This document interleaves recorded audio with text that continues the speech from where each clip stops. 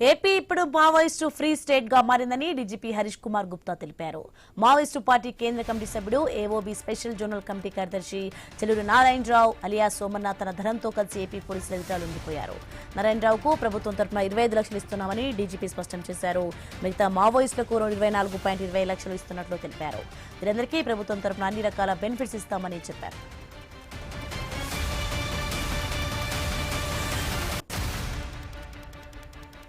AP ఇప్పుడు Maoist free state గా మారిందని డీజీపీ హరీష్ కుమార్ గుప్తా తెలిపారు. ఇక మావోయిస్టు పార్టీ కేంద్ర కమిటీ సభ్యుడు, ఏఓబీ స్పెషల్ జోనల్ కమిటీ కార్యదర్శి చెల్లూరి నారాయణరావు ఇక అలియా సోమనాథ్ తన ధనంతో కలిసి ఏపీ పోలీసుల ఎదుట లొంగిపోయారు. నారాయణరావుకు ప్రభుత్వం తరఫున 25 లక్షలు ఇస్తున్నామని డీజీపీ స్పష్టం చేశారు. ఇక మిగతా మావోయిస్టులకు 24.20 లక్షలు ఇస్తున్నట్లు తెలిపారు. వీరందరికీ ప్రభుత్వం తరఫున అన్ని రకాల బెనిఫిట్స్ ఇస్తామని చెప్పారు.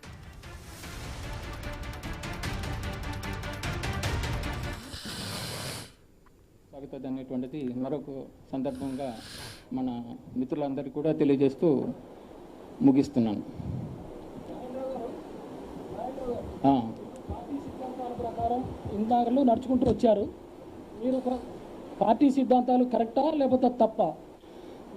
అంటే పార్టీ సిద్ధాంతాలు అనేటువంటిది ఎప్పటికప్పుడు అప్డేట్ కావాల్సిన అవసరం, మారుతున్న పరిస్థితులకు అనుగుణంగా పార్టీ సిద్ధాంతాల్లో కూడా మార్పులు చేర్పులు చేయాల్సిన అవసరం అయితే ఉంటుంది. అంటే మోసపోతే పద్ధతులు ఎప్పుడు కూడా ఉండదు. కాబట్టి ఆ అప్డేట్ కావడంలో ఏంటంటే పార్టీ సిద్ధాంతాలు అనేటువంటి కాలేకపోయిందనమాట. దానికి అనుగుణంగానే అంటే ప్రజల్లో పరిస్థితి ఒక రకం ఉంది, మనం చేస్తున్న నిర్ణయాలు కార్యాచరణ ఒక రకంగా ఉండడంతో ఏంటంటే వాళ్ళకి మేము అట్రాక్ట్ చేయలేకపోయాం. దాని మూలంగా ఏంటంటే మొత్తం ఉద్యమం అనేటువంటి దెబ్బతినడానికి కారణం అనేది నేను పార్టీ సిద్ధాంతాల ప్రకారం కొంతమందిని చంపారు. మరి వాళ్ళ కుటుంబ సభ్యులకు మీరు ఏం సమాధానం చెప్తారు? అది పార్టీ సిద్ధాంతాలు అనేటువంటిది ఏంటంటే అది నా వ్యక్తిగతంగా నేను ఎవరు నాకైతే శత్రువులైతే కారు. ముఖ్యంగా ఆ రోజు కమిటీలు తీసుకున్న నిర్ణయాల్లో భాగంగా నేను అందులో పార్టీగా వన్ ఆఫ్ ది మెంబర్గా పార్టీ అయినా తప్ప ఇందులో చంపిన వాళ్ళు నాకు ఎవరు శత్రువులు కారు. అది వ్యక్తిగతంగా నేను చేసింది అయితే కాదు. పార్టీ నిర్ణయాల్లో భాగంగా నేను కొన్ని సంఘటనలో పార్టిసిపేట్ చేయడం జరిగింది. అయితే అందులో మెయిన్ పాత్ర అయితే నాది కాదు, వన్ ఆఫ్ ది మెంబర్గా పార్ట్ కావడం అనేటువంటిది నా వైపు నుంచి జరిగింది. ఖచ్చితంగా కూడా సార్. ఎందుకంటే అంటే ఈరోజు చంపిన వాళ్ళు అనేటువంటి కాదు, ఇంకా ఈరోజు ఇంకా చాలామంది చనిపోయినటువంటి వాళ్ళు కూడా ఆ రోజు తీసుకున్నటువంటి అది తప్పకుండా అది నా వైపు నుంచి అయితే అది పొరపాటు అనేది ఒప్పుకుంటున్నాను.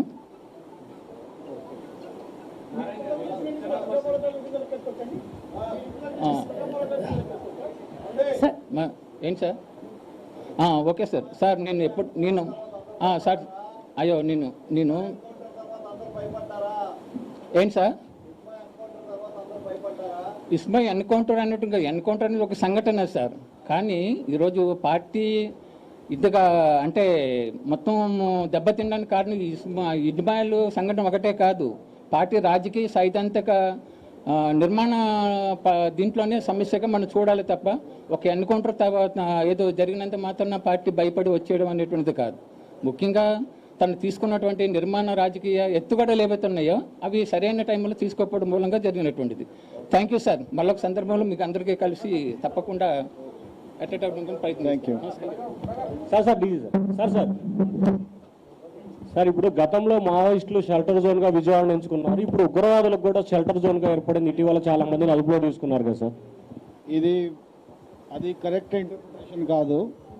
షెల్టర్ అంటే అది ఒక ప్లేస్కి మనం అట్లా చెప్పకూడదు. యాంటీ సోషల్ ఎవరు ఉన్నారు, ఆ ఎలిమెంట్స్ ఎవరు ఉంటారో వాళ్ళకి ఇట్లా ఈజీ అవుతుంది, ఆ ప్లేస్కి వెళ్తారు వాళ్ళు. సో అంటే ఒక ప్లేస్లో ఉండరు వాళ్ళు, అది కూడా మీరు గుర్తుపెట్టుకోవాలా. సో కాన్స్టెంట్గా మనకి మన సైడ్ నుంచి అబ్జర్వేషన్ ఉంటుంది, మన యాక్షన్ ఉంటుంది.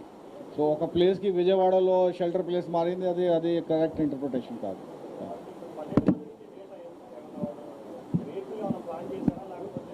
అది మన 9 మెంబర్ మేము పోలీస్ తరఫున మన ప్రయత్నం చేసాము.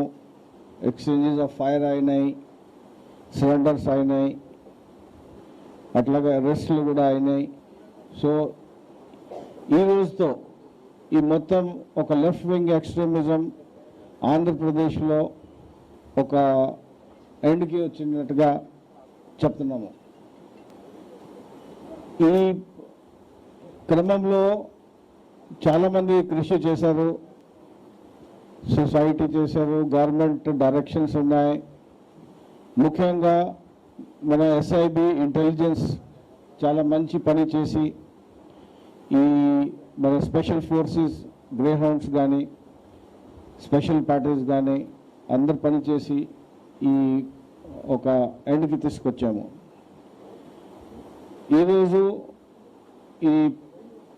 ఇప్పుడు మన ముందు మన కాల్ ఇచ్చాము, మీరందరు రండి, మెయిన్ స్ట్రీమ్కి వచ్చి మీరు సొసైటీలో ఒక భాగం అయి మంచి డెవలప్మెంట్లో మీరు పని చేయొచ్చు.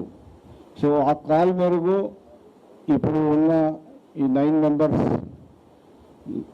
లెఫ్ట్ వింగ్ ఎక్స్ట్రీమిజంలో చాలా కాలం నుంచి పనిచేసి ఈరోజు బయటకు వచ్చారు. కర్టం లచ్చు, ఈయన DCM ర్యాంక్, ఈయన చాలా ఇంపార్టెంట్ కాడర్, ఇది కూడా మన ముందు ఉన్నారు. అట్లాగే పోడియం రాజా అలియాస్ రామే, ఈయన area committee member 13th platoon national park area.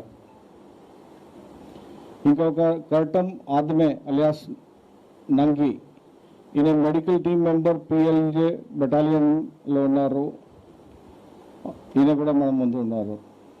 ముచ్చక్కి Masa alias Ajit ACM Odisha state committee. Madhavi Jogi alias Rukni PC 8th company నుంచి ఈయన కూడా ఒడిశా స్టేట్ కమిటీ. ముచ్చక్కి లక్ష్మణ్, ఈయన సౌత్ బస్తర్ డివిజన్ నుంచి ఉన్నారు. మాధవి ఆదమ్మ, ఈయన 1st ప్లాటూన్ నుంచి ఉన్నారు. కాడతి హురే, ఈ అన్ని డీటెయిల్స్ మీ ప్రెస్ నోట్లో ఇచ్చాము. చెల్లూరి నారాయణరావు 1990లో రాడికల్ యూత్ లీగ్లో వచ్చి తర్వాత మెయిన్ పార్టీకి వచ్చి చాలా ఏరియాలో పనిచేసి మిలిటరీ ఫార్మేషన్స్లో పనిచేసి ఇది డిఫరెంట్ స్టేట్స్లో పనిచేశారు. మూమెంట్లో యాక్టివ్గా ఉన్నారు. 24లో సెంట్రల్ కమిటీ మెంబర్ అయి తర్వాత ఆంధ్ర ఒడిశా బార్డర్ సెక్రటరీగా చేశారు. చాలా ఒఫెన్సెస్లో ఉన్నారు. మనం ఎట్లా వాళ్ళకి ముందు తీసుకెళ్తాము, అది లీగల్ ప్రాసెస్ ఫాలోఅప్ చేసుకొని చేస్తాము. మీ LW ఫీల్డ్లో చూస్తే లాస్ట్ 1.5 ఇయర్లో 7 ఎక్స్చేంజెస్ ఆఫ్ ఫైర్ అయినాయి. ఇంపార్టెంట్ కార్డర్స్ ఒక 18 కార్డర్స్ న్యూట్రలైజ్ అయిపోయినాయి. దాంట్లో 3 central committee members Madvi Hidma, Uday, tech Shankar, 3 special zonal committee members Venkat Ravi alias Aruna, Kakuri Pandana alias Jagan, Madakam రాజే